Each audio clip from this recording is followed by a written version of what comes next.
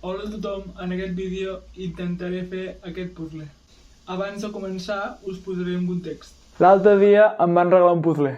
El problema que hi ha és que no tinc cap imatge de referència. A part d'això, no sé quantes peces té el puzzle. A més, tampoc sé si tinc totes les peces per acabar el puzzle. Això és el panorama que tinc ara mateix. Tinc parts del puzzle ja fetes. Això em pot fer servir per tindre una imatge de referència.